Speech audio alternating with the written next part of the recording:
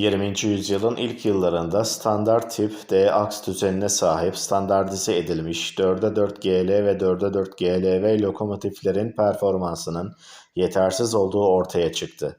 Bu nedenle ünlü Prusyalı tasarımcı Robert Gabe yeni bir lokomotif tipi tasarladı.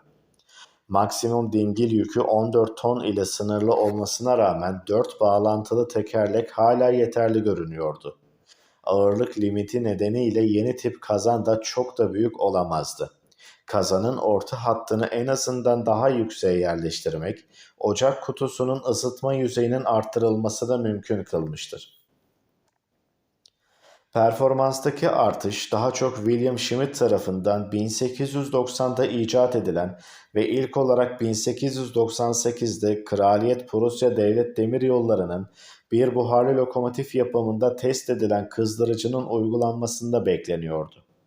O zamanlar bu, duman kutusuna yerleşik bir kızdırıcının kullanılması anlamına gelmekteydi.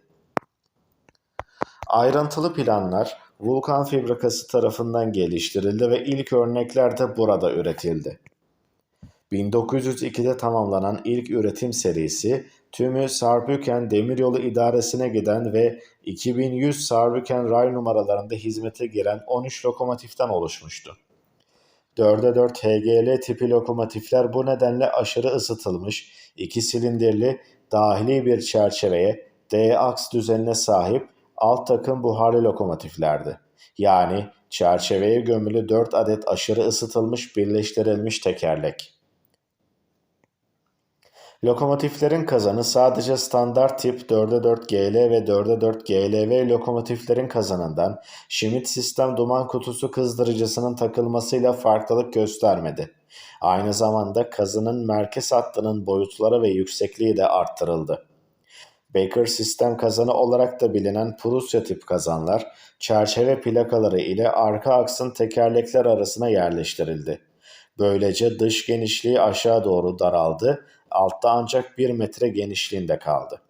Sabit kombinin aralığı 16 mm, sabit kombinin çatısı 20 mm demir saç, ocak çatısının boruları cidarları 26 mm, tavan, yan ve kapı cidarları 16 mm saçtan imal edilmiştir.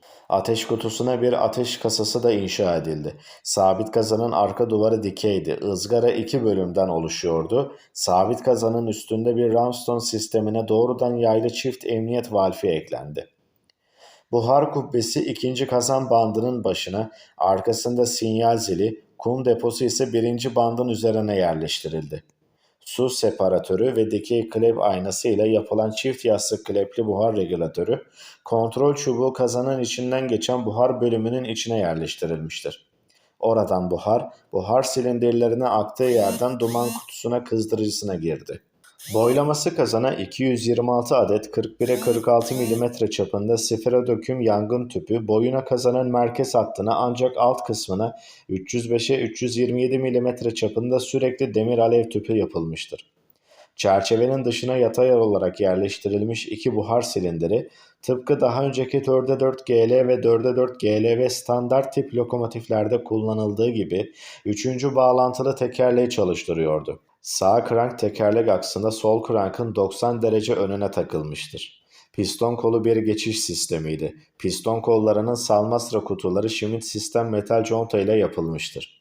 Çapraz kafalar tek telliydi. Tahrik ve bağlantı çubukları dikey bir kesite sahipti.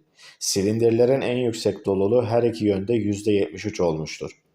Buhar silindirlerinin esnek olmayan kapalı halkalı, topraklı çift girişli, silindirik sürgülü valfleri karşı krank kontrol sistemleri tarafından kontrol edildi. Lokomotifler 1350 mm hareketli daire çapı tahrikli ve bağlantılı tekerleklerle öncekilerden 100 mm daha büyüktü. Pistin virajında engelsiz hareket edebilmesi için bağlantılı ikinci tekerleğe 8 mm yandan oynama verilirken, sürüş yapan üçüncü tekerleğin palet flanşı 5 mm inceltildi. İçten düzenlenmiş perçinli çerçeve, önde göğüs kirişi, arkada klips kabini ve aralarında kabin bulunan çeker ocak desteğiyle birbirine bağlanan 1 metre aralıklı 2 adet 25 mm kalınlığında sürekli demir levha uzanlamasına destekten oluşuyordu. ve arkasında çapraz kafa hattı desteğinde sertleştirilmiş, dikey bir çelik saç çapraz destek ve bağlı akslar arasına yerleştirilmiş 2 tane daha vardı. Ayrıca yatay çerçeve ve bağlantı levhaları da perçinlenmiştir. Lokomotif üzerine bir buharlı fren silindiri takıldı. Fren balataları lokomotifin ikinci ve dördüncü akuple tekerleklerini önden frenledi. Diğer akuple tekerlekler ise frensizdi. Elverişsiz çekiş koşulları durumunda buharla çalışan bir kumlama makinesi ikinci akuple tekerleğin önüne kum dağıttı. İlk 4'e 4 HGL 1902 tipi lokomotifler 5B numune föyüne göre 3D12 tipi 3 dingilli tendere bağlandı. G8 sınıfı ağırlık sınırına uyma çabası bazı noktalarda yetersiz boyutlandırmaya neden olsa da, örneğin çerçeve çatlakları meydana gelse de kendini kanıtlamış, başarılı bir tip olarak kabul edilebilir. Bunlar, lokomotifin ağırlığının 58 tona yükselmesinin bir sonucu olarak kısmen havalı frenin kullanılması sayesinde sonraki takviyelerle ortadan kaldırıldı. Kraliyet Prusya Devlet Demiryolları 1910'larda 17 ton dingil yükü için ana hatlarını yeniden inşa etmeye başladığından beri G8 sınıfı lokomotiflerin daha ağır, daha güçlü bir versiyonunu oluşturmak mümkün hale geldi. 1913 yılında 1045 adet ile G8 sınıfı lokomotiflerin üretimi tamamlandı. Yerini güçlendirilmiş G8.1 aldı. Bazı lokomotiflerin vagonları daha sonra 5N model tablosuna göre 3T16,5 tipi 3 dingilli tenderlerle değiştirildi. Birinci Dünya Savaşı'nda Alman İmparatorluğu ile ittifak halinde olan Osmanlı Devleti, lokomotif yardımı kapsamında en az 72 adet G8 sınıfı makine olmak üzere çok sayıda Prusya lokomotifi aldı. 1913'te çeşitli Alman demiryolu şubelerinde 1054 lokomotif kullanılıyordu. Savaş kaybedildikten sonra 336 adet G8 lokomotifi yabancı demiryolu şirketlerinde kaldı.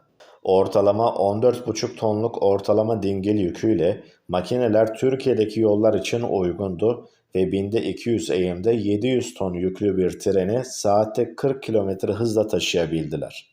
Türkiye Cumhuriyeti topraklarında kalan 46 lokomotiften bazılarını başlangıçta 31 numaradan itibaren Osmanlı Anadolu Demiryolu Şirketi numaraları verildi. Bunlara Türkiye Cumhuriyeti Devlet Demiryolları kurulduktan sonra 44.001'den başlayarak 46 numaraya kadar isim verildi. 1924'te İzmir Kasaba Demiryolu Şirketi Link Hoffman şirketinden 10 lokomotif daha aldı. Ve daha sonra bu lokomotifler Türkiye Cumhuriyeti Devlet Demiryolları tarafından 44.047'den başlayarak 44.056'ya kadar numaralandırıldı. Türkiye Cumhuriyeti Devlet Demiryolları 1944'ten önce Damas-Hama Demiryolu şirketinden 5 lokomotif daha devraldı ve bu lokomotifler de 44.057'den başlayarak 44.061'e kadar isimlendirildi. Bu lokomotifler Suriye Demiryolları'nın Fransız stoklarından aldığı eski Prusya G8'leriydi ve bu lokomotifler 1. Dünya Savaşı'ndan sonra tazminat olarak alınmıştı. Fransa'da daha yeni tasarımlara yol vermek zorunda kalındıktan sonra kalan lokomotifler ise Güney Demiryolları'nın millileştirilmesiyle 44.062'den başlayıp 44.083'te biten lokomotifler Türkiye Cumhuriyeti Devlet Demiryolları envanterine girdi. Ayrıca Alsas-Lorraine şirketinden de 13 adet G8 lokomotifi alınmış olması ihtimaller arasındadır. Tüm bu verilere rağmen ülkemizdeki G8'lerin izini sürmek oldukça belirsizdir. G8, Türkiye Cumhuriyeti Devlet Demiryolları'nın birçok bölgesinde uzun süre kullanıldı. Konumları 1975'ten sonra Bandırma Liman Manevrası, İzmir Banliyö Trafiği, Burdur'da 1982'ye kadar hemen hemen tüm hizmetlerde olmak üzere kullanıldılar. Ayrıca Çatalazı, Çetinkaya, Nusaybin, Sivas, Elazığ ve Tatvan'da da hizmet verdiler. Burdur deposuna 1984'ten sonra daha fazla 57 binlik ve 56.500'lük tahsis edildikten sonra eski G8'ler 1984'teki görevlerini terk etmeye başladı. 1983 yılında 44.006 İzmir'den Erzurum'a geldi. Son G8 olarak 44.015 Halkapınar'da görev aldı. Kayıtlara göre korunmuş olan 44 binlik lokomotifler 15, 17, 19, 41, 43, 62, 71 ve 79 numaralı lokomotiflerdir. Ülkemizde kullanılan G8 lokomotiflerinin en ilginç olanlarından biri de 44.079'dur.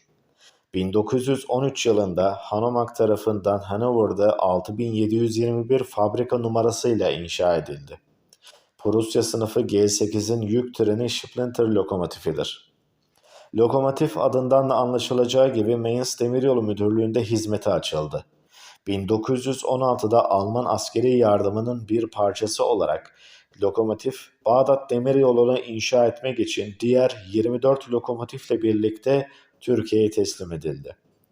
1987 yılında hala çalışır durumda olan lokomotif, kendi tekerlekleri üzerinde Almanya'ya çekildi ve yenilenmiş büyük ölçüde orijinal durumuna da geri döndürüldükten sonra 4981 Mainz ismini aldı ve Darmstadt Demiryolu Müzesi'nde sergilenmeye devam etti.